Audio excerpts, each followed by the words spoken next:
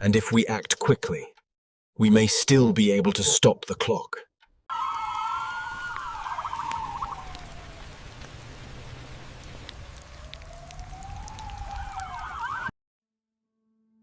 In the heart of a college town, they were more than students. They were best friends, siblings, and someone's entire world. For young lives, Kaylee Goncalves, Madison Mogan, Xana Kernodle, and Ethan Chapin, bound by friendship, love, and a shared chapter youth, ended in a way no one could imagine. Kaylee Goncalves, 21 years old, the second youngest of 5 siblings. Born in Concord, California, raised in Rathdrum, Idaho, known for her quick wit, contagious laughter, and fiercely loyal heart. She had just graduated early from the University of Idaho with a degree in general studies and was days away from starting a new job in Austin, Texas. To her friends, Kaylee was the big sister of the group, even to those older than her. To her family, she was the adventurer, the one who would call at 2 a.m. from some mountain trail just to say she loved them. She loved her dog, Murphy, with the kind of devotion that made him almost a fifth roommate. She was in the middle of life's beautiful in-between, the space between college and the real world, where dreams are fresh and the future feels endless. Madison Maddie Mogan, 21, was more than just Kaylee's best friend. They were inseparable since 6th grade, a bond so strong. Friends joked they were 2 halves of the same soul. Madison had dreams in marketing and design, with a knack for making people feel like they belonged. She was warm, sharp, and had the kind of humor that could lighten the heaviest moments. She and Kaylee planned to live together after graduation, a fresh start in a new city. They didn't know those dreams would be frozen in time. Xana Kernodle, 20, born in Sandpoint, Idaho, raised in Post Falls, a sophomore marketing major who juggled classes with a job at a local restaurant. She was the kind of person who met challenges head-on and smiled while doing it. Xana loved her independence, her circle of friends, and most of all, Ethan Chapin. They met through fraternity and sorority events, and their relationship was the easy, steady kind, a comfort in the chaos of campus life. Ethan Chapin, 20 years old, a triplet. His siblings Maisie and Hunter were his best friends from birth. Born in Conway, Washington, Ethan was studying sports management at the University of Idaho. He was known for his kindness, his easygoing nature, and his love for outdoor adventures. Ethan was visiting Xana the night everything happened, a decision that, in any other world, would have been just another Sunday morning memory. But that night became history. They were young, they were loved, and they had futures as bright as the Idaho morning sun. But in a few short hours, their story would turn into one of the darkest chapters the town of Moscow had ever seen. To understand the shock that followed, you have to first understand the setting. Moscow, Idaho, a town of just under 26,000 people, nestled between rolling wheat fields and framed by the Bitterroot Mountains. It's the kind of place where crime is rare and murder almost unheard of. Home to the University of Idaho, Moscow is a blend of youthful energy and quiet rural life. The streets are lined with coffee houses and bookstores. On Saturdays, the farmers' market fills the air with the scent of fresh bread and the sound of buskers strumming guitars. Students walk to class without a second thought about safety. Doors are left unlocked. Neighbors greet each other by name. In 2021, the town reported 0 homicides. That's why, when November 2022 came, the headlines didn't make sense. And in 2025, when new evidence surfaced, the memories came flooding back. In small towns like Moscow, people talk, not out of suspicion, but out of habit. There's comfort in knowing who your neighbors are, but that comfort would soon become a fragile illusion shattered by the events of one night.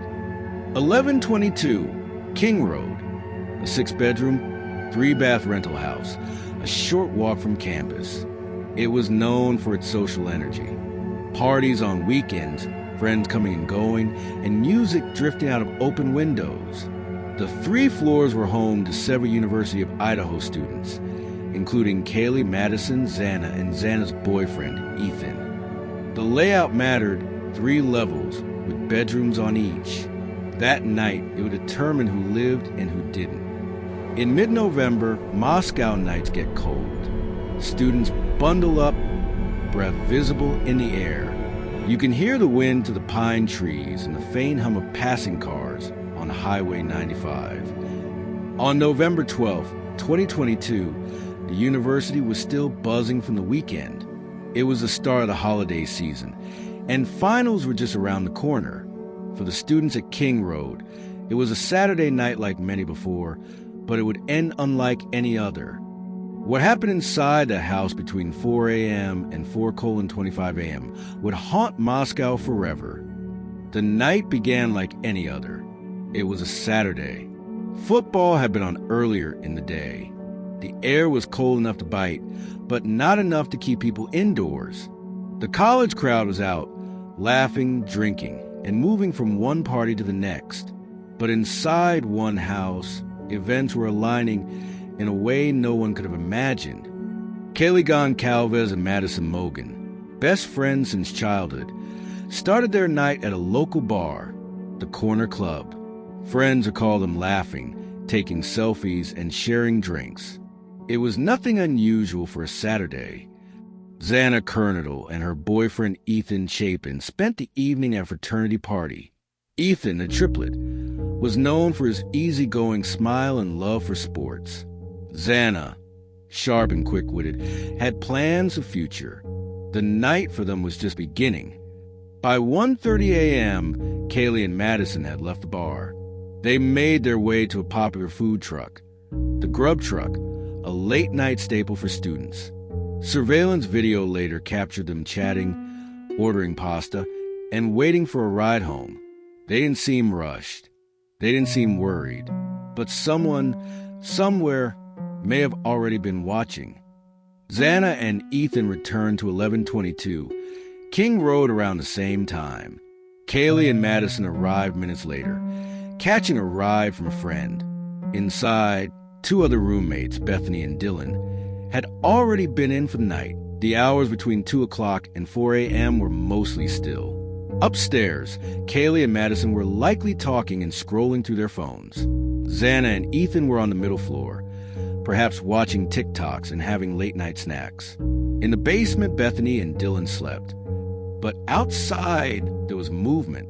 Surveillance cameras picked up a white Hyundai Elantra circling the neighborhood multiple times. Investigators would later count at least 12 passes before it finally stopped near King Road. The driver? Bryan Kohberger, though no one knew it yet. Around 4 a.m., one of the surviving roommates would later say she heard what sounded like someone upstairs playing with a dog. Another sound, like crying, came from Xana's room. She opened her door but went back inside. Moments later, a male voice, "It's okay, I'm going to help you." What happened next took less than 25 minutes. Investigators believe Kohberger moved quickly from Madison and Kaylee's 3rd-floor bedroom to Xana and Ethan's room below. The details are chilling, but what's certain is that by 4:25 a.m., he was gone. The white Elantra was seen speeding away on camera, headlights off. The house fell silent again. The wind outside carried on like nothing had happened. Inside, for young lives had been taken. 2 roommates were still alive, unaware of the full horror upstairs. By the time the first light touched the rooftops of King Road, the house was quiet. From the outside, it looked like any other Sunday morning in Moscow. No one could have guessed what was hidden behind those walls. In the basement, one of the surviving roommates woke up and began her day. There were no sounds from upstairs, nothing out of the ordinary for Sunday after a long night. People often slept in late. Friends began sending messages. Some were casual check-ins. Others were about plans for brunch or study sessions. But there were no replies from Kaylee, Madison, Xana, or Ethan. It was unusual, but still no alarm bells. At 11:58 a.m., one of the surviving roommates made a call to 911. The reason given publicly? An unresponsive person. Several friends had gathered at the house by then, trying to figure out what was going on. The dispatcher sent police immediately. When officers from the Moscow Police Department arrived, they expected a medical emergency. But within minutes, they realized this was something else entirely, something darker. Inside the home, officers found 4 victims, all young, all full of life just hours before. The sight was overwhelming. Even seasoned responders were shaken. This was not a burglary gone wrong. It was targeted. By early afternoon, King Road was cordoned off. Yellow tape marked the perimeter. Crime scene vans arrived. Detectives moved quietly in and out. The media hadn't yet caught wind, but that would change in hours. By 2 p.m., word began to spread. Students received alerts urging caution. The university encouraged people to stay indoors. Fear took hold quickly. Who could have done this? And were they still out there? That evening, police held a press conference confirming 4 fatalities. They called it an isolated incident. But without a suspect in custody, the reassurance fell flat. Students and residents locked their doors. The town's sense of safety was gone. Even as the public was told to stay calm, behind closed doors, investigators were piecing together fragments, witness accounts, security camera footage, cell phone data. The case was already complex, and it was only day 1. Before we dive into these newly released photos and evidence, remember, this is not the full story of the Idaho murders. In a previous video, I covered the entire case in the first 911 call through the investigation, to Bryan Kohberger's arrest and conviction. If you haven't seen that deep dive yet, I highly recommend watching it first. It will give you the complete background and make today's update even more impactful. The link is in the description and pinned comment below. Just when the case of the University of Idaho murder seems settled, a haunting wave of new evidence has pulled the nation back into the depths of that cold November night.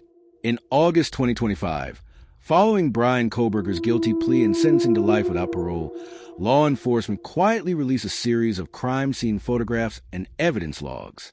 They are disturbing, not because they reveal anything we didn't already know, but because they show it. For the first time, the public could see the raw reality behind the words brutal killings. Among the most talked about images, a pink blanket draped over 2 of the victims. To some, it was a strange detail, almost out of place in a scene marked by chaos and violence. For investigators, however, such a detail can speak volumes. Was this an act of concealment, an unconscious gesture of familiarity, or an intentional move to mislead the investigation? Criminologists note that in rare cases, killers cover victims as a symbolic act, sometimes out of guilt, sometimes to exert control over how the scene is perceived.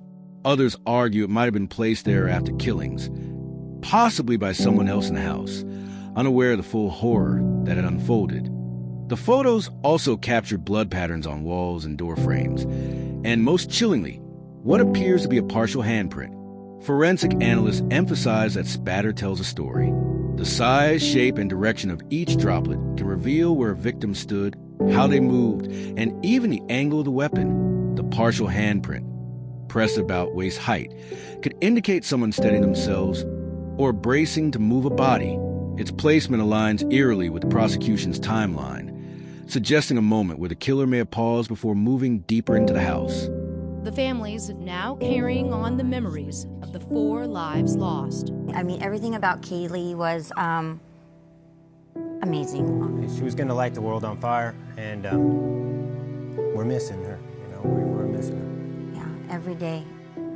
Are you pleading guilty because you are guilty? Yes. Then there are the belongings.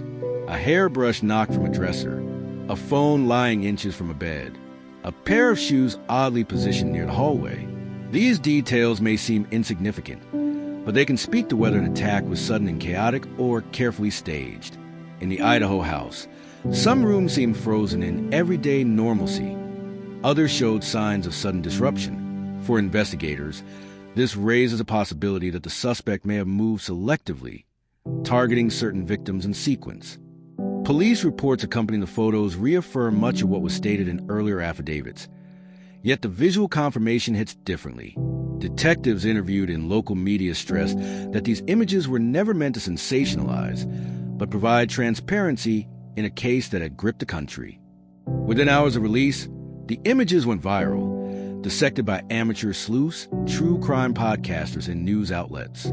Some viewers found themselves fixated on the pink blanket, interpreting it as a final act of humanity. Others condemned the release entirely, arguing that the families of the victims should not have to see their loved ones reduced to forensic exhibits. Legally, these photos may have little bearing. The case is closed, the sentence handed down. But psychologically, they offer insight into the suspect's behavior, perhaps even his mindset. The precision in certain attacks, contrasted with the disarray in others, could suggest shifting emotional states during the spree, moments of calculated control, followed by surges of chaos. With every new detail, we are reminded that behind the evidence tags and police reports are 4 young lives: Ethan Chapin, Madison Mogan, Xana Kernodle, and Kaylee Goncalves. Their stories deserve more than the horror of their final moments. And while the release of these images may bring some clarity, it also reopens wounds that may never fully heal.